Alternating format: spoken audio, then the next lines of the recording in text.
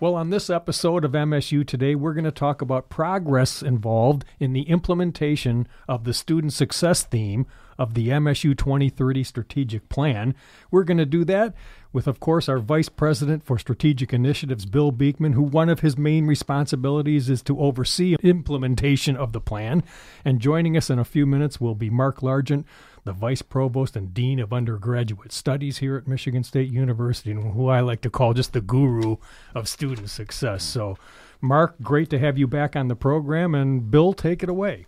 Well, thanks so much, Russ. And yes, it's very exciting to have Mark Largent with us today. Mark has done a just extraordinary job of thinking through from beginning to end and all points in between how our students' lives are impacted when they come here to Michigan State, what opportunities we can provide them, and how we can make sure that they have a successful Spartan undergraduate experience. And there are literally thousands of behind-the-scenes steps to that process.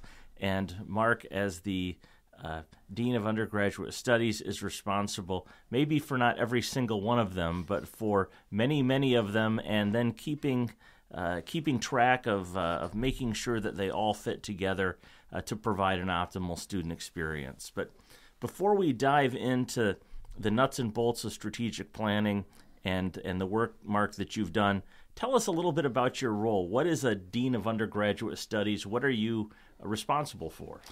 So I work in the Vice Provost's office and for undergraduate education. My job is to help coordinate across the colleges and in engagement with our colleagues in student life the experience that the typical undergraduate at Michigan State has. You know, the real work that's done is done in the residence halls, and it's done in the colleges and in the departments and in the classrooms. But you want to think about how all of that work aggregates up to a consistent and coherent experience for students, so that you can think about if you come to Michigan State as a high-energy physics major or as a theater major or in our supply chain management, in one of the residential colleges or in one of the colleges like Broad or nursing that has a secondary admissions process, very different pathways within the undergraduate experience, but there should be something that ties it together, that sort of holds together what is a Spartan undergraduate experience across all of these very different students following all these very different lines. And if you don't have that, you end up with gaps and cracks that students fall through, places in which students don't get the services that are available to them, or they don't realize the opportunities that could be available to them. So my job is to really try to optimize the really great work that's being done in the student life area of the university, and especially in the colleges and in the departments. So when we think about strategic planning and in our university Vision 2030 strategic plan, student success is the first of 6 theme areas, and the authors of the plan were very intentional in the way that they ordered the theme areas, with student success being first, and acknowledging that that's really our highest priority item as a public university. And so your role is really at the front and center of that work. And one of the benchmarks or metrics that we focused on is the 6-year graduation rate. Mm-hmm. Now, some might wonder why 6 years. And my understanding is that that's to be consistent with some federal benchmarking. Is that the case? Yeah, so I think we all think of an undergraduate experience as a 4-year experience, and that really is the goal. About half of the students who start here straight out of high school will finish their degree within 4 years. The federal government uses 150% of the normal time as the measurement period. So for an associate's degree, it's 3 years, and for a bachelor's degree, it's 6 years. So our 6-year graduation rate is what's federally reported and what's sort of widely discussed. So if you go on Google and look up any college or university, on the sidebar, it brings up a set of metrics about the school, and it'll have their graduation rate. That's a 6-year graduation rate. Most students graduate in the range of 4 to 5 years.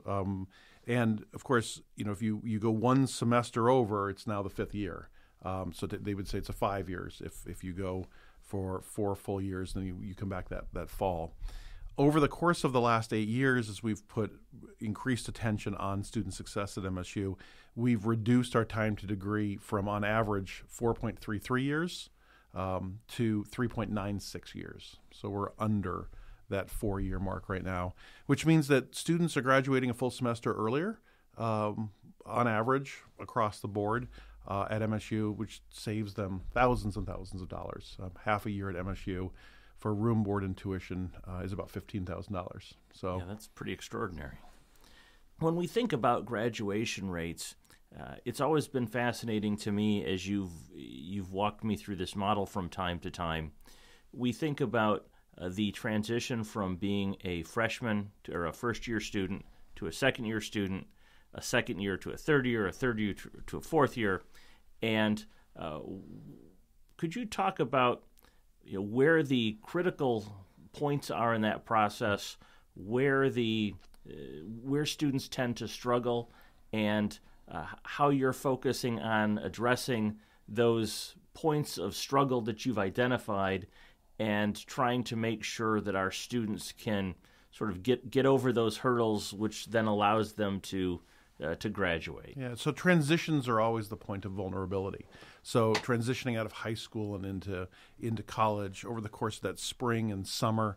And one thing that we learned from COVID was the critical importance of that senior year as a transitionary year for students coming in. And so there's a momentum and a trajectory that students have when they get to the university. And we can start shaping that by how we recruit students, because we're recruiting students in their junior year, and as we're recruiting them, the messaging that we give about what the university is and how the university operates is critically important, because it sets notions that the students have about how things ought to work. And so we've been working a great deal more with admissions to help them articulate, this is what the student experience at MSU is like, which we know will make them more successful in recruiting students.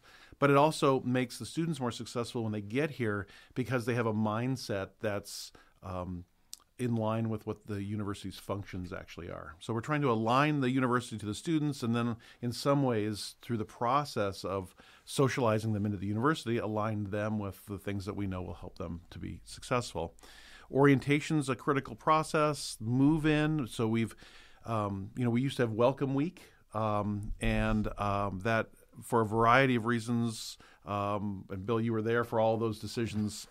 We decided Welcome Week wasn't organized in the best way. It, in some ways, was a bit of a party, and in some ways didn't set students up to be really successful. So we've got a fall welcome now, which is much more programmed for students. So they come in, we help them with move in, and there's a set of things to sort of begin to get them into the rhythm of the school year right away. And so fall welcome becomes a critical part of that. Yeah, it's interesting with the welcome week that many of my generation experienced. You sort of got your dorm key and engaged in a week of partying, and we took that and really compressed it into what for a time we called Welcome Weekend. Yep. And now over the last several years, we've sort of been slowly almost growing it again, but growing it with very intentional programming that supports our students. So it's certainly still opportunity to meet new friends and engage in fun activity, but much more significant programming throughout those several days. Yeah, and that's been because of a build out in student life, and that's been a really important part of what's happened. When Sam Stanley was president, he made the decision that we would take auxiliary services and student affairs and combine them into the unit that's now SLE. And student life is responsible for a great deal of the college experience. So students really, when they think about college, their attention is first drawn to the classes and to the majors, the curriculum itself, which is good because that is the core of the university. But students will spend 15% of their waking hours in class, just 15%. They'll spend 85% of their time not in class but in college. And that college experience, again, the COVID learning that we got was that the cultural engagement that students have with each other, social engagement, this college experience is so very, very critical to students really coming here and learning and thriving and graduating successfully. So as we've had a build out in student life, we're trying very hard to create as many opportunities as possible for the academic side of campus and the student affairs side of campus to be really arm in arm with each other. And that's one of the things that I think makes MSU very different from other Big Ten universities, other large regional universities. I spent a lot of time with my colleagues at other Big Tens and at regionals, and most of them, the academic side of campus and the student affairs side of campus, they sort of stand back to back. They face opposite directions, and they have sort of very different notions about their roles with students. At MSU, and I think part of this is because of some longtime leadership from folks like Vinnie Gore and really strong leaders like Dr. Janine Royal, they see academic and social success as intricately bound together, that they're not separable. And so we don't stand back to back, we stand very much shoulder to shoulder. So in the neighborhood engagement centers, there is social, physical, and mental health, and academic support services, and they're all together in these 5 areas on campus where students can go. And it isn't just, I'm going there to be tutored in math. It's a social space in which students are supported to really learn and thrive. It makes MSU very different because we don't have that student affairs, academic affairs split. Like we do recognize ourselves as part of the same mission, not two different ones. No, as a former athletic director, I sometimes find myself talking too much in sports analogies. But I think this is a perfect example of where even if you have a number of stars on a team, if they don't work together as a team, you really struggle. And what you're describing is some really extraordinary teamwork, which is made all the more challenging by just the massive size of our institution. Mm-hmm. Yeah. And when those components can be coordinated and seamlessly working with each other, the student experience becomes something very, very different. So thinking about how we admit students when students come to Michigan State and they sign up for classes, they select a major or at least a preference at some level. Students come to us in various sort of stages of preparedness. You have a really, at least from my perspective, fascinating philosophy that you've been sort of ingraining in the culture of our institution and what you do. Thoughts on how a university and its students interact with each other, and how a university really needs to be a student-facing organization rather than plugging students into the mold of the university. Yeah. So, and I appreciate the compliments to the work that we're doing collectively, and I'm happy to be in the role of a spokesperson and provide voice for it. Fact of the matter is, I'm a historian of science. Like, if you want to know about late 19th century evolutionary theory or the history of eugenics, I am your man. I'm an authority in that space. But because of the peculiar way in which universities function and the privileges that are given to tenure system faculty, I found myself in this role as vice provost and dean of undergraduate education.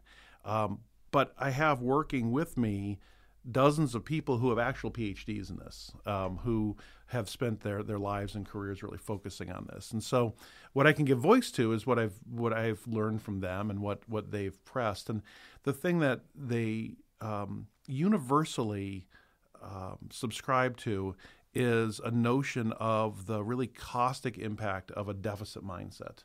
The idea that if you look at students or employees for what they're not, rather than what their strengths are, that you'll inevitably find that people won't be called to perform at their best. People won't be operating in systems that are designed to help them leverage their strengths.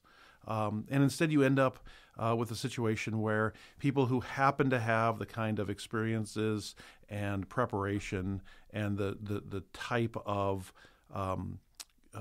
social and cultural experiences are privileged when they get to an institution like this. And if we are truly a land-grant university that prides itself in being accessible and providing opportunity for the people who have access to the institution, then we have to abandon these deficit mindsets. And we have to say, we want a very diverse college campus, that the people who come to it bring very different backgrounds. So we can't privilege some backgrounds over others. We have to create an environment that is ecumenical, that is open and encouraging for all of the people who we invite to campus. Now, of course, there are certain necessary precursors that a student must have before they come here, certain skills and certain skills they must master, certain knowledge they must acquire. But no one comes here fully prepared, right? There's a great quote from a former president of Brown who talks about Ivy League students, and he says, Ivy League students are impervious to failure or learning. And he's like, they're on a trajectory, and he said there's very little that I can do to them or for them to help or prevent them from succeeding. That's not Michigan State, right? Michigan State is a space in which people are invited from a broad variety of backgrounds to come here and leave better than they got here. So we can't adopt a deficit mindset. So the shift that the colleagues have helped me learn about and that I've worked hard to try to articulate with them is what we call an institutional deficit model. And so the old model is a student deficit model. Student deficit models are ones in which we think about the institution and its curriculum are perfect. And students need to fit that, as you said, mold, right? They need to be the square peg in the square hole. And if they're not, then we need to fix them. So we have remedial classes, and we have summer bridge programs, and we have tutoring, and we have a whole variety of different things that are designed to turn those round pegs into square pegs so they can fit into our square holes. And that's the higher education system that I think anybody over 40 experienced, probably anybody over 30 experienced. One in which you were invited to come to campus and with the expectation that some of you would struggle and not succeed. So many of us know this line where, you at orientation, you're told, look at the person to your left, look at the person to your right. Like, one of you will not graduate. And nationwide, that's true. More than a third of students who start college degrees don't finish. Where I went, I remember the president saying, look at the person on your left, look at the person on your right, one of you will graduate. And it was true. At that time, the school had a 36% graduation rate. And it was almost like it was something to be proud of. Like, we're so rigorous that only one or two of you out of three will be successful. And I mean, could you imagine sitting in your doctor's office in the waiting room and the doctor comes out and says, look at the person to your left, look at the person to your right. Like, one of you won't survive this visit. I mean, it's crazy. It's a very odd way of functioning. And it's a very old system of higher ed that is student deficit. If we shift to an institution deficit model in which we say, these are our students, we invited them to apply, we accepted them, and we encouraged them to come, they came here, now it's our responsibility to serve their needs, to allow them to learn, thrive, and graduate. That shift, my predecessor, Sekar Shavukula, really helped push that shift hard. He was a brilliant theoretical physicist who's now at the UC Santa Barbara, or excuse me, UC San Diego. And I was in the room the first time he said it to a group of people. It was at a new faculty orientation for the College of Natural Science. And he said to everybody in the room, we believe every student that we admit has the capacity to learn, thrive, and graduate. And those of us around the table were like, yeah, you have to believe that, right? And he came over to the table afterwards and he said, was that too much? Do we really believe that? Because the fact of the matter is we grew up in a system that didn't believe that, right, that believed that some of us should not graduate. That's not our system. We want to design a university in which every student who comes here is supported in ways that allow them to learn, thrive, and graduate. So shifting that model from a student deficit model to an institution deficit model gives us the ability then to say at the admissions process, not is this student good enough to come to MSU, but instead we look at the student and we say, given what we know about this student and what they want to accomplish, is MSU good enough to support them to learn, thrive, and graduate? And if MSU isn't, then we shouldn't admit them. But if we did, we're responsible to support them in ways that help them. And in many ways, that's the magic of MSU, that we have when we look statistically at the skills experience, what our students come to us with, and then we look at sort of on the other side of the black box, how we graduate them and send them out into the world. That statistically, what happens in that black box of the university is more successful here than most anywhere else. Yeah. The way I've heard it explained to me is our students, if they went to all of the other universities in the country, would graduate 10 percentage points lower than they graduate from here. That is a far more eloquent way to say it than I did. Thank you. Teresa Woodruff described it that way once. I'm like, ooh, that's way better. I'm going to steal that. So, yeah, that we punch 10 percentage points above our weight. That the students who come here graduate roughly a third more often than they would. We have a third less attrition than we ought to have. So why and how do we do that? Well, a big part of it is the number of colleges that we have. Most institutions like us have 6 or 7 colleges. We have 14 degree-granting undergraduate colleges. And the colleges are so critically important to this because every college has its own culture. That they have very different styles, very different social and intellectual cultures. So a student who comes here and is given an opportunity to explore and figure out, like, what is it that serves my passions? What is it that will help me fulfill what I'm coming to believe is my purpose in life? And then time to explore and decide where that is. 3/4 of the students who come to MSU and graduate have changed their major at least once, which is a stunning figure when you think about it. Yeah, it really is. And no, and you're right. I recently completed a set of conversations where, as the Vice President for Strategic Initiatives, I sat down with every dean of every degree-granting college and had a conversation about strategic planning, where their planning was headed, how their planning coordinated with our university planning. And it was so much fun because you walked in to a conversation having read that college's strategic plan, and the plans just sort of the culture of the college emanated through the plan. Yeah. The James Madison strategic plan was just very Madisonian. The engineering plan felt very engineering. Yeah. And so you saw the cultures of these very different colleges. And so, yes, our students are given this opportunity to experience very different opportunities, different not only different majors, but different cultures and sort of ways of looking at the world in a very, very interesting way. So when a student decides to change their major, as many of our students do, and certainly it's hard to expect an 18-year-old to know exactly what they want to do for the next 50 years. Mm-hmm. That the common logic would be, at least of the parent who may be paying the tuition bill, oh no, we're into extra semesters. Yep. Got my child who wanted to be an X now wants to be a Y, and now they've got to sort of start over, if you will. Right.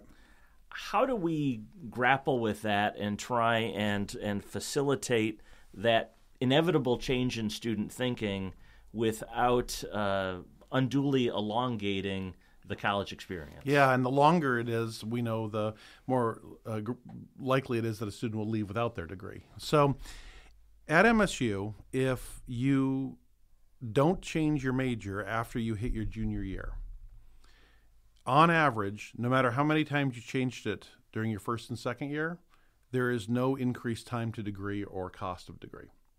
That is, we've got a structure and a functional system at the university such that students are not disincentivized to explore. If you come back for your junior year, you have about a 95% graduation rate. So that's Harvard's graduation rate. The question is, what happens in those first 2 years? And for us, allowing a student to explore and develop their purposes and passions without penalizing them in that exploratory process. Now, some students find that as they get closer to their junior year, if they change their major, they do feel some added time to degree. The students who are pinched in that way are typically the students who come in here with a very firm belief in what they want to do, and after 12 or 24 months realize that maybe that's not what they want to do. So we tend to think about three different groups of students. We think about the undecided student. I was like, I don't really know. I know I should go to college. I know I want to go to college. I want to have a college experience, but I'm not sure what I want to do. The second group are the underdecided. I think I want to do this. I want to go into the healing arts, right, into health care in some way. Or I'm really interested in something mathematical. So maybe actuarial science, or maybe accounting, or maybe something in engineering, right? And so those are underdecided. And then we have what we call overdecided students. Students who at 17 are like, this is what I want to do. I want to be a lawyer. I want to go into business. And then they get here and they realize, like, we don't have a business major. We have 30 majors that lead to careers in business, and they're spread across 5 different colleges.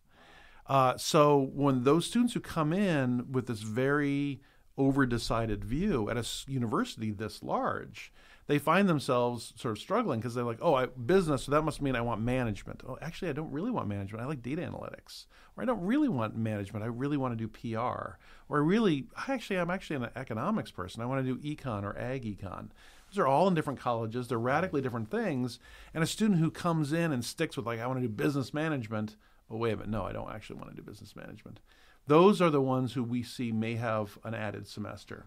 So what we try hard to do in that admissions process, and when the students first come in, is tell them, like, it's okay.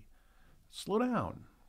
Explore. We're not going to penalize you for this. You don't have to know exactly what you want to do through the course of your undergraduate career, much less through the course of your professional career right now. We want you exploring. And so that exploration then leverages the tremendous diversity that we have across colleges. A third of our students change colleges. 3/4 of our students change their majors.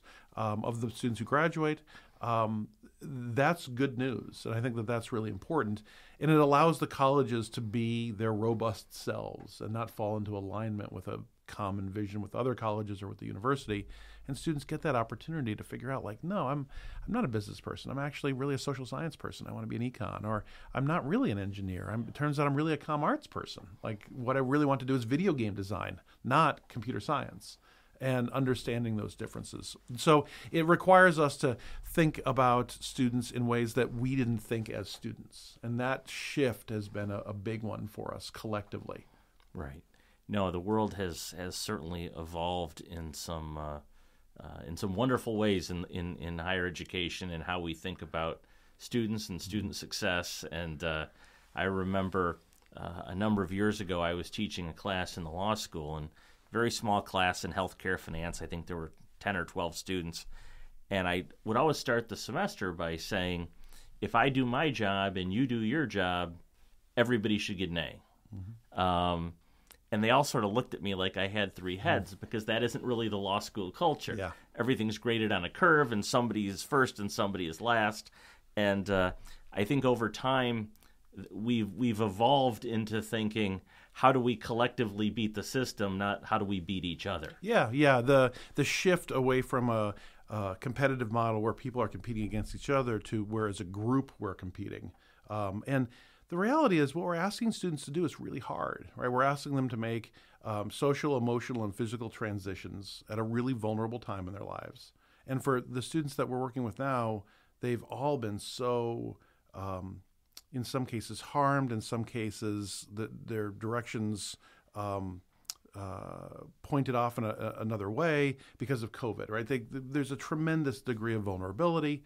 And so you've got a whole group of people who you're asking to do really, really hard things. And you're asking them to master really complex, sophisticated course material. Like, that in and of itself is an accomplishment. There's no reason we can't work collectively to do it. There doesn't need to be some hierarchy amongst us. And so that's, again, it's also well aligned with our land-grant ethos, right? This notion that you're not going to college to better yourself. You're going to college to better yourself so that you can improve your family's lot, so that you can support your community. I mean, the job of land-grant universities is to produce good citizens and good employees. Yes. And so that's a collectivist action. It's not an individual sort of student against student kind of thing. No, I've always, when I talk to students, I always tell them that my definition of a Spartan is a person that makes their corner of the world a better place, whatever that might be.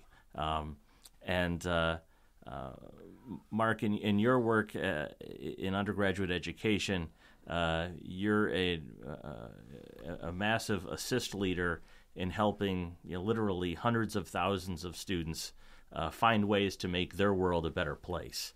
And so you and your team just do really extraordinary work. And I will, as a final question, you've been in this role for a number of years.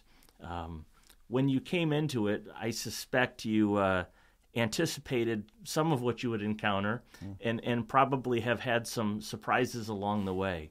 What are the one or two surprises or interesting lessons learned that you've had in this really sort of critical but a bit behind-the-scenes role in undergraduate education? So I've been in the job for 5.5 years. I've had 7 presidents and 5 provosts. Oh my goodness! Didn't expect that.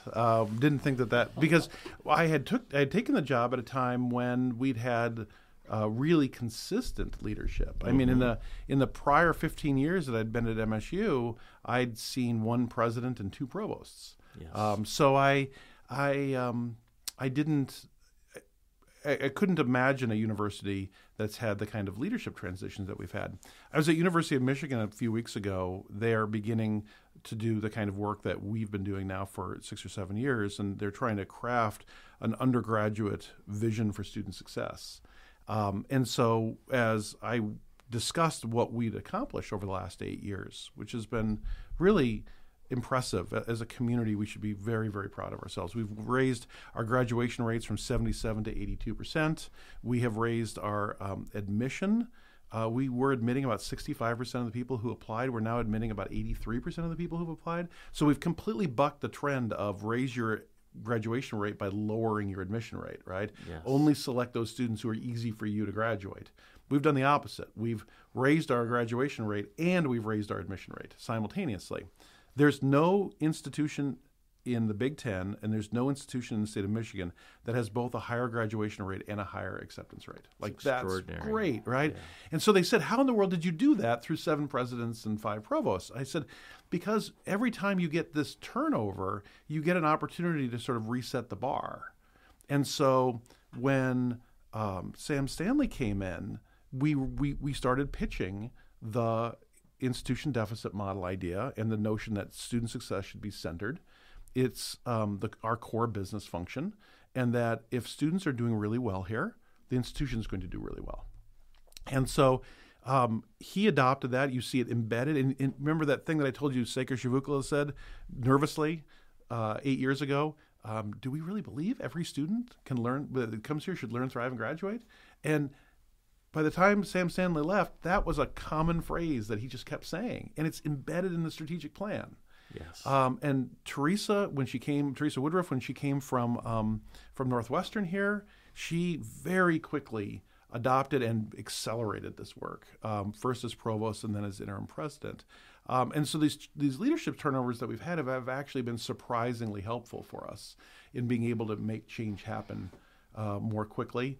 And I think the campus has wanted this, right? We've had this urge to really actualize our land-grant ethos. And so I think the rapid turnover in leadership that we've had has given us the opportunity for leadership to catch up with the rest of campus and try and all get on the same page, which is what the implementation of the strategic plan is intended to do, right? From top to bottom, from the east side of campus to the west, from Flint to Grand Rapids into the UP, like, this is who we are and what we do. The idea is that we're all singing from a similar songbook now. Well, Mark, every time we talk, and you talk so eloquently about undergraduate education, the undergraduate experience, and what makes Michigan State special, it just gets me excited and invigorated. And I'm sure our listeners have that same feeling, having had the opportunity to hear your important perspective and what drives so much of the culture here at Michigan State. So thank you so much for joining us today, and go forth and continue to do this extraordinary work in support of Michigan State University and its students. Thank you, Bill. Thank you, Russ. That's Mark Largent, Michigan State University's Vice Provost and Dean of Undergraduate Studies. He was talking with Bill Beekman, our Vice President for Strategic Initiatives, about the arguably most important theme in MSU 2030 Strategic Plan, the Student Success Pillar. Much more online, strategicplan.msu.edu. And I'm Russ White. This is MSU Today.